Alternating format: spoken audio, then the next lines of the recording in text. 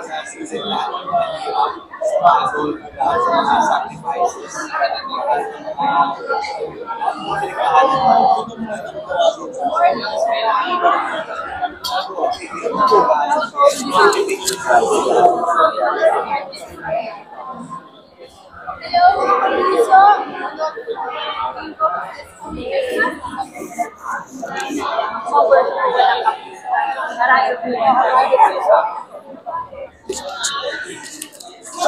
For me po kasi, ever since wala pa lang ako galing sa football, hindi talaga ako tumitingin sa competition.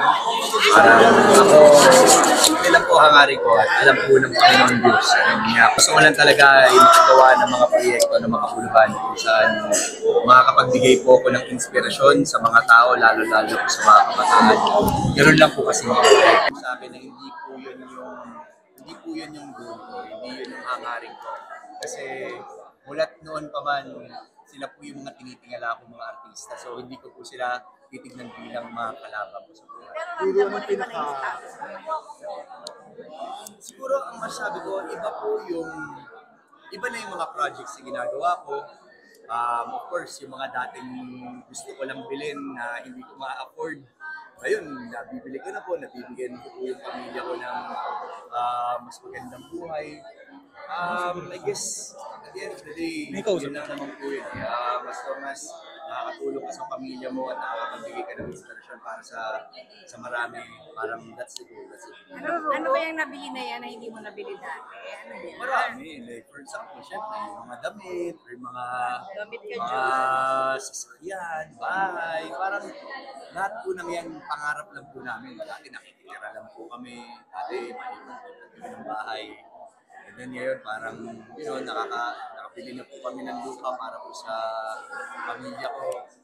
Hindi pa rin siya talaga pasok sa akin lahat totally, but ang focus ko right now is bigay po lahat ng aking mga kaya sa lahat ng projects na pinagkakatiwala sa akin at patuloy na makapagpasaya at makapagbigay ng inspiration. Pero anong pressure? Anong pressure? The best birthday gift. Birthday gift. Siguro, ito, nangyayari, Green Bones, Lolong, parang this year nakagawa po ako ng 2 teleserye, tapos isang pelikula, parang hindi po, parang hindi siya sumagi dati sa utak ko. Pero ngayon nangyayari at bukod po doon, syempre, yung mga mahal ko sa buhay na nandyan, pamilya ko, mga kaibigan, mga katrabaho, lalo-lalo ko sila. Mas na lang reaction mo sa push yata kayo sa Instagram. Sobrang Grabe kinilig yung ako. video Kinilig talaga ako kasi, tagal na namin dalawa, mag-7 taon na rin kami. Pero yung pagmamahalan at suporta sa isa't isa, parang nandun pa rin. At masabi namin, parang ganun siguro kami ngayon, parang nakatuto kami sa kung paano po namin mapupush yung isa't isa doon sa pagtupad ng mga pangarap. May lote ka na rin parang yan. May lote na rin kayo. Ay, syempre, yan po ang mga susunod na mga plano po natin. But sa totoo lang, ang dami na po namin mga plano together. Ang dami na rin namin ng mga nagawa together. Like may mga businesses na kami na magkasama. But syempre, ako sa ngayon, pondo-pondo lang muna kami.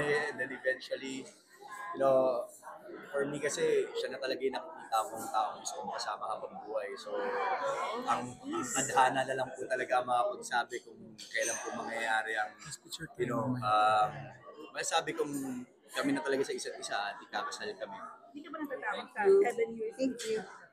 Parang hindi, ako, to be honest, as person, hindi naman ako naniniwala sa mga ganyan.